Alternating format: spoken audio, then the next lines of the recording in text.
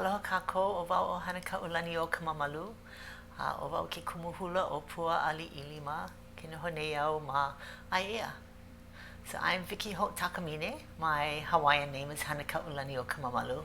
And I am the kumuhula of Pua Ali'i Ilima, and we live in Āina. I teach hula. So that's all I do. I teach hula pretty much 24/7. I'm surrounded by hula people and hula family and hula friends. I teach at the University of Hawaii and at Leeward Community College, and I teach hula in the music department at UH and in arts and humanities at Leeward Community College. I have my own halau hula, Pua Ali'i Ilima. We're based right now in Kapalama.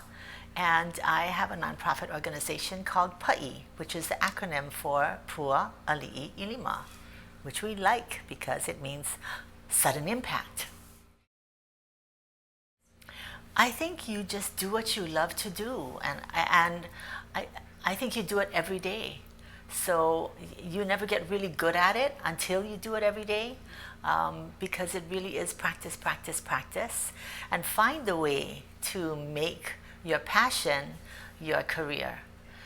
It's possible. I think for many of my artists or visual artists, their artwork is a part-time, and they work a full-time job doing something else, in an office, accounting, and then they use their spare time to work on their art. We can do this, and we can find a way to make it happen and to make it economically self-sufficient so that we can support our families through our artistic practice. So whether it's educating by teaching others your art form, or being an advocate for arts activities, I think there's a way that we can manage to tweak our own careers to make us happier people. The ipu was very important for Native Hawaiians. They used it for many different things. They used it for hula as a musical instrument, for the drummers and the kumuhula to accompany their dancers. It was used by the dancers to dance hula. It was used to hold their valuables. So our leihulu, our mea vai, those things that were really precious to us, were put in not just wooden calabashes, but some of it was put in ipu or gourds. It was used for decoration. So Hawaiians would carve and etch and dye their ipu as part of, not to just decorate the function of the ipu, but for its aesthetic. And the ipu was used for water, to hold water. So for us to carry our ipu wai, and to decorate our ipu wai, and to drink from our ipu wai and carry that with us, because water for us is the most important resource, natural resource that we have. Without water, nothing grows, and we don't survive. So the ipu served not just an aesthetic and as a musical accompaniment, but a very valuable functional tool. So this is an ipu that is right off of the vine. It grows on a vine, so we've still got the vine attached to it. How fortunate for us. I tried to grow this in my backyard. Not this one. It didn't get very large because the fruit flies come and sting it, and it stunted the flowers and stunted the gourd itself. But also when I grew it in the back, it kind of has a different onauna, ala, fragrance. So it smells a little funny when it's growing. It wasn't my favorite. So it's not like the gardenias or the pikaki that has this really fragrant smell. So the gourd as it was growing it had a very distinct fragrance. So the gourds never really, that I tried to grow, didn't really grow very big. So I have to go practice again, take the seeds out and then go plant it. But it grows in this really vine that trails out, and this beautiful flower comes up, and that turns into the gourd, and the gourd starts to grow. So I've had the opportunity of going to a gourd farm in San Diego Why in San Diego? Because they don't have fruit flies that sting it and stump it. But we're getting better at growing this in our own backyards. We're learning how to do this. So we do have some gourd farms here on Oahu and on the neighbor islands. In fact, I have family members that are growing it in Ka'u. So, and who's really wonderful and has beautiful gourds, and he's been able very successfully. I don't think there are fruit flies in Ka'u though. That's probably why. But so the gourds grow this way and different shapes. So when you look at a gourd, you want to say, you know, what would you like to be? And I think this gourd would like to be something that would be a container. It's not an instrument that doesn't have the shape of a hula instrument.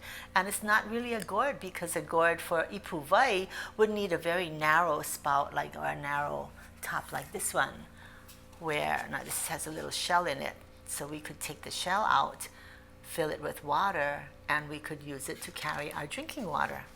Some gourds are better for drinking because they're after you dry it out, it keeps the water fresh in there and it doesn't have an aftertaste.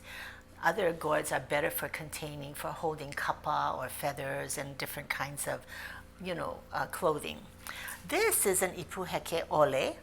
So if this ipu had a nicer shaped top, we might want to use it for an ipu heke ole, which is a hula instrument. Single gourd drum, the neck is nicely shaped and it fits right into your hand. And the top part of this was cut off to provide the chamber for the sound to come out of this ipu. Ooh, nice kani. Hula dancers use this. This is a very popular instrument for hula. We use our lima, the palm of our hand, and the heel of our hand to hit, and gives us a nice bass sound. And then the fingers or the whole hand to give a nice, what kind of sound is that? Kind of pack sound, okay? So, and the kupunas used to say u-te, u-te-te, which is a very basic drum beat. U-te, u-te-te. And that's this is our ipu heke ole. Now, if you take a look at the favorite drum for the kumuhula, this is primarily used for ho'opa'a, or the dancers. Olapa would use an ipu heke ole. Dancers are the olapa. The ho'opa'a are the drummers or the chanters, to use to accompany the dancers in their hula. And the ipu heke is ipu meaning drum, gourd drum, and the heke refers to the top part of this. You'll notice that it's a little bit different shape. It looks like a figure 8, but it's really 2 drums that are put together that are joined at the neck. So the neck part of this is cut off, and you want to look for a nice shape on the top and a nice long shape on the bottom. The double gourd drum has a deeper sound and gives you a bigger sound, so it's a little bit bigger sound for drumming for a group of dancers.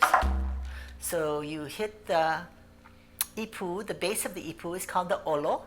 You hit that on a pale, which is your mat, and pale can be different kinds of mat. Mine is made out of lauhala. So the olo, you hit much like you would hit the heel of the hand on the ipu heke ole. This is the bass sound, or the ku, and then you use the hand to give the pack sound, the ute. The similar beats are used in both the ipu heke ole and the ipu heke, but different ways of using it. So.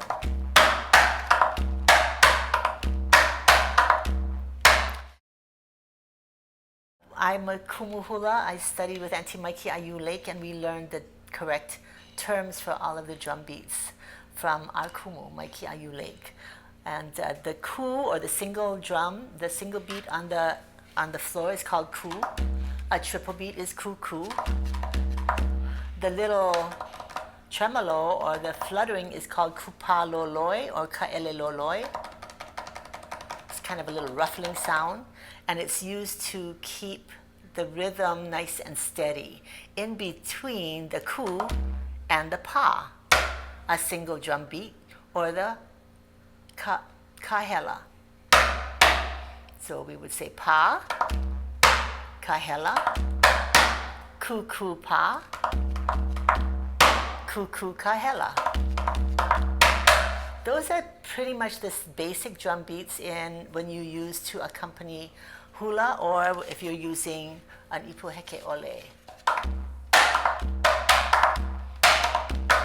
No e mai ka ike aloha I ka ohuau tuahiri ania kamakani pana kahilau hina hina